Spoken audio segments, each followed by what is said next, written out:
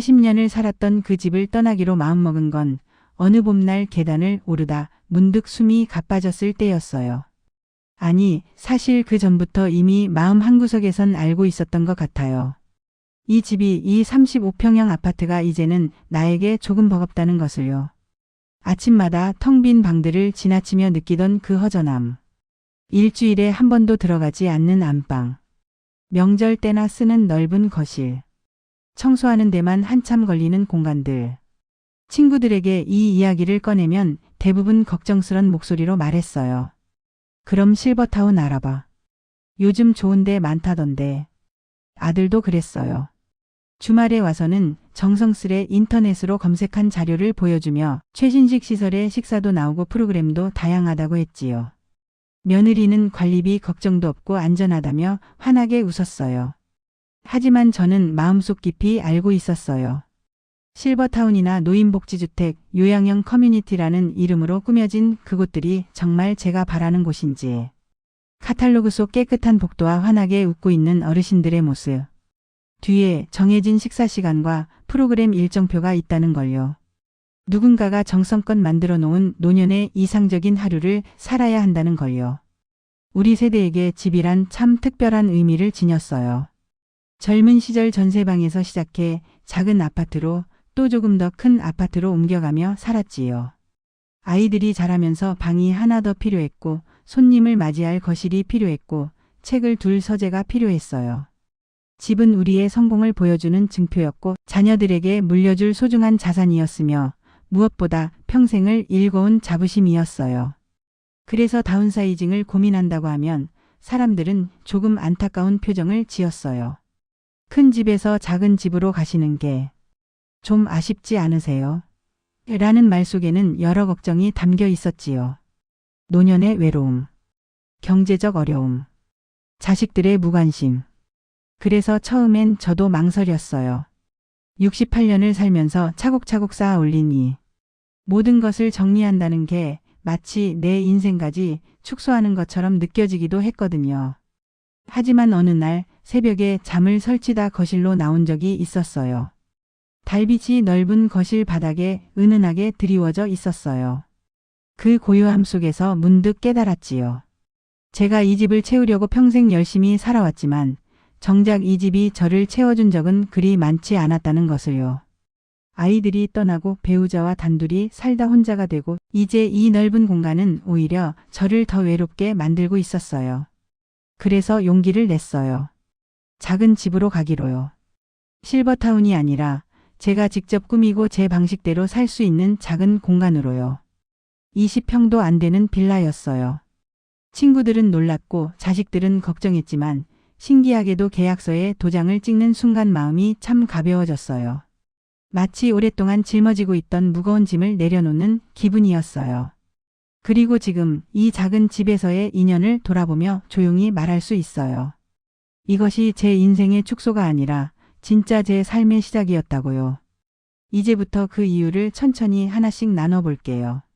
실버타운을 둘러볼 때 가장 마음에 걸렸던 건 복도벽에 가지런히 붙어있던 주간 프로그램표였어요. 월요일 오전 10시 노래교실, 화요일 오전 11시 건강체조, 수요일 오후 2시 미술치료. 정갈하게 정리된 일정표를 보며 담당자는 자랑스럽게 말씀하셨어요. 어르신들이 지루하지 않으시게 매일매일 좋은 프로그램이 준비되어 있어요. 식사 시간도 정해져 있었어요. 아침 7시 30분부터 8시 30분, 점심 12시부터 1시, 저녁 6시부터 7시. 시간 맞춰 오시면 따끈한 식사를 하실 수 있어요. 영양사가 정성껏 짠 식단으로요. 안내하시는 직원분의 목소리는 참 친절했지만 저는 그 순간 왠지 모를 답답함을 느꼈어요. 제가 배고플 때 먹는 게 아니라 정해진 시간에 맞춰 먹어야 한다니요. 외출하실 때는 프런트에 말씀해 주시고요. 밤 10시 이후엔 출입문이 잠겨요. 안전을 위해서예요. 안전, 관리, 편의.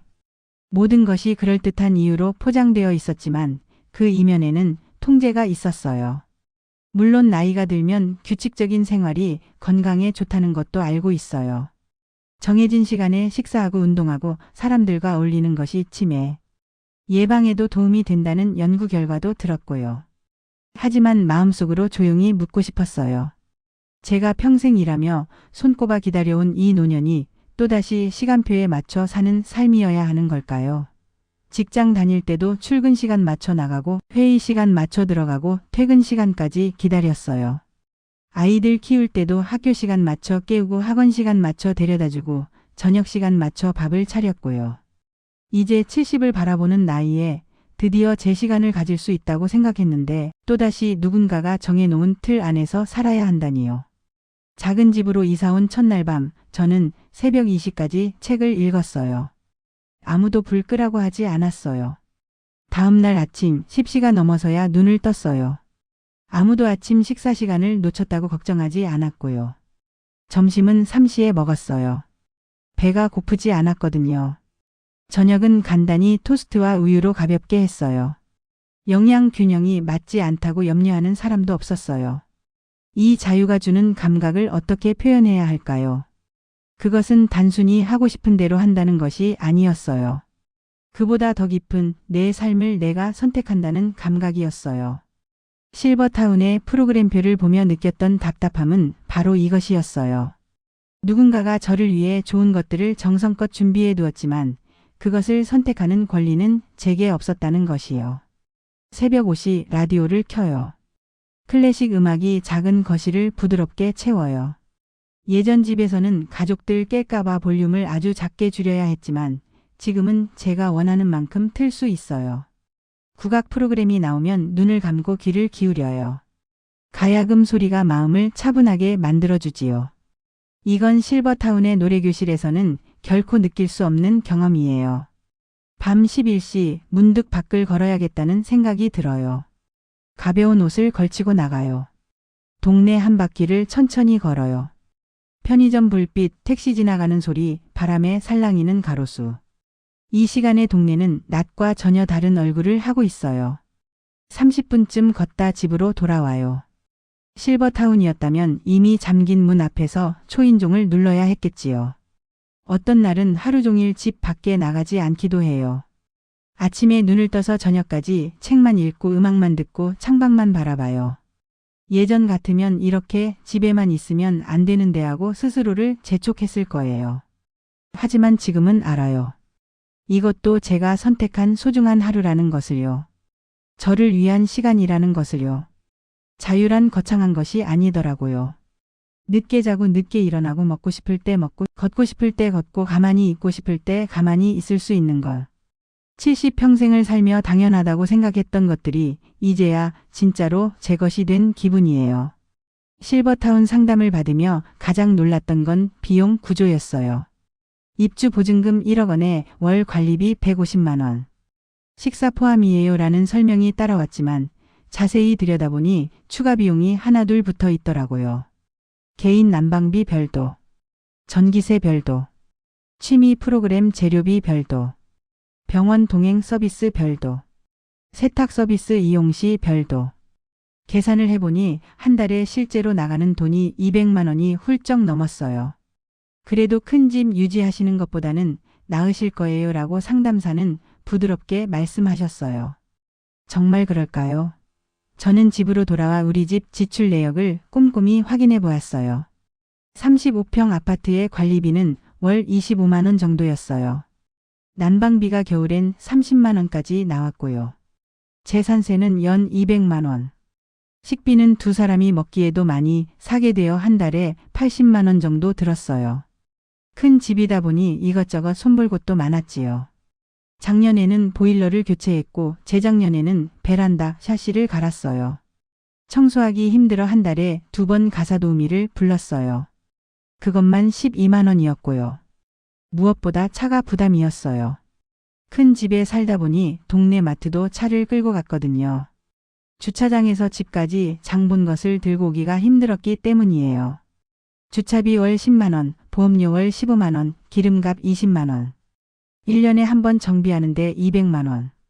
차를 유지하는 데만 연간 700만 원 가까이 들었네요. 다 합치면 실버타운보다 적게 나갈지 몰라도 실제로 제 마음대로 쓸 수 있는 돈은 거의 없었어요. 모든 돈이 집을 유지하는 데 들어갔어요. 손주들 용돈 주고 가끔 친구들과 여행 가고 좋아하는 책 사고 취미 생활하려면 항상 한 번 더 생각해야 했어요. 18평 빌라로 이사한 후 모든 것이 달라졌어요. 관리비는 월 7만 원. 난방비는 겨울에도 10만 원을 넘지 않아요. 작은 집이라 금방 따뜻해지거든요. 재산세는 연 40만 원. 식비도 줄었어요. 큰 냉장고에 이것저것 사다 넣었다가 버리는 일이 없어졌어요. 필요한 만큼만 사고 다 먹고 또 사요. 월 40만 원이면 넉넉해요. 차를 정리했어요. 처음엔 큰 결심이 필요했지만 막상 팔고 나니 마음이 후련하더라고요. 동네 마트는 걸어서 5분 거리예요. 손수레에 장을 담아 천천히 걸어와요. 이게 오히려 좋은 운동이 되더라고요. 먼 곳에 갈 일이 있으면 택시를 타요. 한 달에 택시비로 10만 원을 써도 차 유지비보다 훨씬 적게 들어요. 가사도우미도 부르지 않아요. 작은 집이라 청소하는데 1시간이면 충분해요. 오히려 직접 하니 더 깨끗하게 유지되고요. 고칠 곳도 많지 않아요. 보일러 한 대, 작은 화장실 하나, 방 2개. 뭔가 고장 나도 비용이 크지 않아요. 계산을 해보니 한 달 생활비가 80만 원 정도로 줄었어요. 실버타운 비용의 절반도 안 되지요. 그리고 무엇보다 기쁜 건 남은 돈으로 제가 하고 싶은 일을 할 수 있다는 거예요. 지난 봄 친구 넷이서 제주도에 다녀왔어요. 3박 4일 동안 렌터카를 빌려 섬을 돌았어요.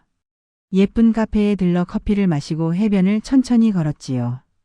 예전 같으면 돈이 아까워라고 망설였을 여행이었어요. 하지만 이제는 마음 편히 갈 수 있어요. 매달 100만 원 이상이 남으니까요. 손주가 생일이라고 하면 장난감을 사줘요. 예전엔 할머니가 살림 빠듯해서라며 10,000원짜리 문구점 선물을 사줬는데 이제는 백화점에서 제대로 된 걸 골라줄 수 있어요. 손주가 환하게 웃는 얼굴을 보면 마음이 참 따뜻해져요. 도서관에서 빌려 읽던 책도 이제는 사요. 온라인 서점에서 클릭 몇 번이면 집 앞까지 배달되더라고요. 제 책장에 한 권씩 꽂히는 책들을 보면 뿌듯해요. 좋아하는 차도 주문해요. 한 달에 한 번 특별한 원두를 사서 집에서 천천히 내려 마셔요. 큰 집에 살 때는 항상 나중을 위해 아껴야 한다고 생각했어요. 혹시 모를 병원비, 자녀들에게 물려줄 유산, 갑작스러운 일. 그래서 현재를 조금씩 미뤄뒀어요. 하지만 작은 집으로 온 후 조용히 깨달았어요. 나중이란 없다는 것을요. 지금이 바로 제가 살아야 할 시간이라는 것을요. 돈의 자유란 많이 버는 게 아니라 적게 쓰면서도 원하는 것을 할 수 있는 것이더라고요. 작은 집이 제게 준 가장 큰 선물은 이 소소한 행복을 누릴 수 있는 여유였어요. 아파트에 살 때 가장 마음 쓰였던 건 층간소음이었어요. 위층에서 의자 끄는 소리, 아이들 뛰어다니는 소리, 청소기 돌리는 소리, 새벽에 들리는 발소리. 저도 모르게 천장을 올려다보며 인상을 찌푸리곤 했어요. 그러다 문득 생각했어요. 내가 내는 소리도 아래층에 들리겠구나. 그래서 집 안에서도 항상 조심했어요. 의자를 끌지 않고 살며시 들어서 옮겼어요. 밤 10시 이후에는 세탁기를 돌리지 않았고요. 손주들이 놀러와서 뛰어다니려고 하면 조용히 하자, 아래층에서 오실 수 있어라며 달래곤 했어요. 제 집인데도 마음 편하지 않았어요. 누군가의 시선과 판단을 항상 의식하며 살았지요. 엘리베이터도 조금 부담스러웠어요. 같은 층 아주머니를 만나면 어쩔 수 없이 인사를 나눠야 했어요. 어디 다녀오세요? 날씨 참 좋네요. 저희 손주 보러 서울 갔다 왔어요. 짧은 대화지만 매번 조금씩 에너지가 빠져나가는 느낌이었어요. 가끔은 엘리베이터 문이 열리는 소리가 들리면 일부러 조용히 있다가 나가곤 했어요. 같이 타기가 좀 부담스러워서요. 아파트 커뮤니티는 더 복잡했어요.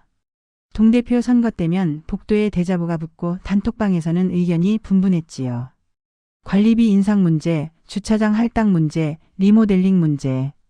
저와 직접 관계없는 일인데도 의견을 내야 할 것 같은 압박감이 있었어요. 찬성하면 한쪽에서 아쉬워하고 반대하면 다른 쪽에서 섭섭해하고요.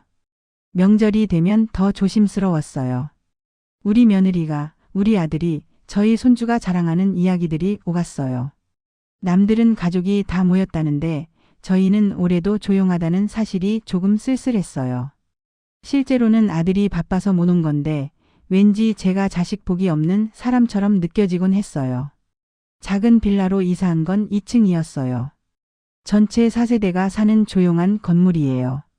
1층에는 70대 부부가, 3층에는 30대 신혼부부가, 4층에는 혼자 사시는 40대 여성이 계세요. 인사는 나누지만 서로의 삶에 깊이 관여하지 않아요. 엘리베이터도 없어서 누구와 마주칠 일도 많지 않고요. 집 안에서 걷는 소리를 신경 쓰지 않아도 돼요. 밤 12시에 설거지를 해도 괜찮아요. 새벽 2시에 화장실 물을 내려도 괜찮고요. 1층이 비어있는 시간이 많고 설령 누가 계셔도 우리 빌라는 방음이 잘 되어 있어요. 이 마음 편함이 얼마나 큰 안도감을 주는지 몰라요. 베란다에서 빨래를 널다가 잠시 앉아 쉴 수도 있어요. 아파트에서는 베란다 흡연이 금지되어 있어서 옆집에서 냄새 난다고 민원이 들어올까 봐 항상 조마조마했어요. 지금은 제 집 베란다에서 아무도 보지 않는 풍경을 바라보며 천천히 차를 마셔요. 누구에게도 불편을 드리지 않아요. 창문을 활짝 열어둘 수 있어요. 아파트에서는 높은 층이라 창문을 열면 바람이 너무 세게 들어왔어요. 그리고 어쩐지 불안한 느낌이 들었고요. 2층은 딱 좋아요. 바람도 적당하고 바깥 풍경도 가깝게 느껴져요. 나무 흔들리는 소리, 새 지저귀는 소리가 그대로 들려와요. 가장 좋은 건 단톡방이 없다는 거예요. 아파트 단톡방은 하루 종일 알림이 울렸어요. 택배 왔어요. 주차 잘못했어요. 소음 좀 조심해 주세요. 지우지도 못하고 꺼놓을 수도 없어서 마음이 무거웠어요. 지금은 그런 게 없어요. 필요한 공지는 현관 게시판에 붙어요. 보고 싶으면 보고 아니면 그냥 지나쳐도 돼요. 혼자 있는 시간이 많아졌어요. 처음엔 외로울까 걱정했지만 막상 혼자 있으니 평온하더라고요. 아침에 눈을 뜨면 고요한 집. 제가 원하는 시간에 커튼을 걷고 창문을 열고 라디오를 켜요. 누구의 일정에도 맞출 필요 없이 오롯이 저만의 리듬으로 하루를 시작해요. 프라이버시란 단순히 혼자 있는 것이 아니더라고요. 그것은 내 삶을 타인의 시선에서 자유롭게 한다는 것이었어요. 누가 뭐라고 하지 않을까, 누가 어떻게 생각하지 않을까 하는 걱정 없이 그냥 제가 하고 싶은 대로 살 수 있다는 것. 작은 집이 제게 준 가장 큰 선물 중 하나는 바로 이 고요한 자유였어요. 실버타운을 둘러보며 느낀 또 하나의 아쉬움은 모두가 비슷하다는 거였어요. 복도를 걸어가는 분들, 식당에 앉아 계신 분들, 프로그램에 참여하시는 분들. 모두 60대 이상이셨어요. 백발의 머리 천천히 걷는 모습. 마치 거울을 보는 것 같았어요. 물론 같은 또래끼리 모여 있으면 편한 점도 있어요. 공감대가 형성되어 있고 비슷한 이야기를 나눌 수 있고 서로의 마음을 이해하지요. 하지만 동시에 느꼈어요. 여기는 삶이 멈춰 있는 공간 같다는 것을요. 모두가 나이 든 사람이라는 정체성 안에만 머물러 있다는 것을요. 작은 동네로 이사 온 후 세상이 다르게 보였어요. 아침 7시 학교 가는 아이들이 골목을 지나가요. 무거운 책가방을 메고 졸린 눈을 비비며 걷는 모습이 참 귀여워요. 할머니 안녕하세요. 하고 인사하는 아이도 있어요. 손을 흔들어주면 그 짧은 교류만으로도 하루가 밝아져요. 오전 10시 동네 카페 앞을 지나가면 젊은 엄마들이 유모차를 끌고 모여 계세요. 아기들이 까르르 웃는 소리, 엄마들이 수다 떠는 소리. 저는 그 옆 테이블에 앉아 커피를 마셔요. 그분들의 대화를 가만히 듣다 보면 세상은 여전히 돌아가고 있구나 생각하게 돼요. 육아의 어려움, 남편 이야기, 시댁 이야기. 30년 전 제가 고민하던 것들이에요. 점심시간 동네 분식집에 들어가요. 학생들이 떡볶이를 먹으며 떠들고 있어요. 선생님이 진짜 야 너 숙제했어. 시끌벅적하지만 활기차요. 주인 아주머니는 저를 보고 환하게 웃으며 말씀하세요. 어머니 오늘은 김밥 드릴까요? 고개를 끄덕이면 금방 싸주시지요. 여기서는 제가 특별히 대우받는 어르신이 아니라 그냥 단골 손님이에요. 오후 3시 동네 슈퍼 앞 평상에 할머니들이 모여 앉아 계세요. 저도 가끔 그 자리에 슬쩍 끼어요. 감자값이 올랐어. 윗집 며느리가 애를 또 낳았대. 우리 아들이 승진했어. 소소한 이야기들. 실버타운에 짜인 프로그램과는 다른 자연스럽고 편안한 만남이에요. 저녁 6시 퇴근하시는 분들이 집으로 돌아오세요. 편의점에 들러 맥주를 사시는 분, 치킨집에서 포장하시는 분, 피곤한 얼굴로 계단을 오르시는 분들. 이분들을 보면 제가 일하던 시절이 생각나요. 그 고단함, 그래도 열심히 살아가는 모습. 밤 9시 동네를 산책해요. 편의점 불빛 아래서 라면을 먹는 대학생, 강아지를 산책시키는 부부, 치킨 배달하는 오토바이. 이 동네는 밤에도 살아 숨쉬어요. 실버타운은 밤 10시면 모든 게 조용해지지만 이곳은 여전히 누군가의 하루가 진행 중이에요. 무엇보다 좋은 건 제가 노인으로만 여겨지지 않는다는 거예요. 물론 나이는 많지요. 하지만 이 동네에서 저는 그냥 이웃 중 한 명이에요. 카페 사장님은 제 취향을 기억해 주세요. 어머니, 오늘도 아메리카노 연하게 드릴까요? 슈퍼주인은 제가 좋아하는 과일이 들어오면 따로 남겨두시고요. 세탁소 아저씨는 제 옷을 정성껏 다려주세요. 가끔 동네 아이가 길을 물어봐요. 할머니, 여기서 지하철역 어떻게 가요? 자세히 알려줘요. 그 아이는 감사합니다. 하고 뛰어가지요. 이런 순간들이 저를 살아있게 해요. 누군가에게 필요한 사람, 도움을 줄 수 있는 사람으로 느끼게 해줘요. 텃밭을 가꾸시는 옆집 할머니와 친해졌어요. 상추를 한 봉지 주시면서 혼자 먹기 많아서라고 하세요. 저는 다음날 그 상추로 쌈밥을 해서 한 접시 가져다 드려요. 어머, 맛있겠다. 하시며 받으세요. 이렇게 자연스럽게 나누는 관계.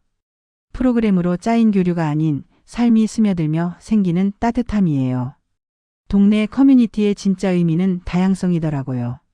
같은 처지의 사람들끼리만 모여 있으면 편하지만 결국 시야가 좁아져요. 하지만 다양한 세대가 섞여 사는 동네에서는 매일이 새로워요. 어린아이의 웃음, 젊은이의 활기, 중년의 분주함, 노년의 여유. 이 모든 것이 섞여 삶이 되는 거예요. 실버타운이 안전하고 편리한 공간이라면 이 동네는 복잡하고 소란스러운 공간이에요. 하지만 저는 이 복잡함이 좋아요. 여기서 저는 여전히 세상의 일부로 존재해요. 격리되지 않고 보호받기만 하지 않고 실제 삶 한가운데서 함께 숨쉬어요.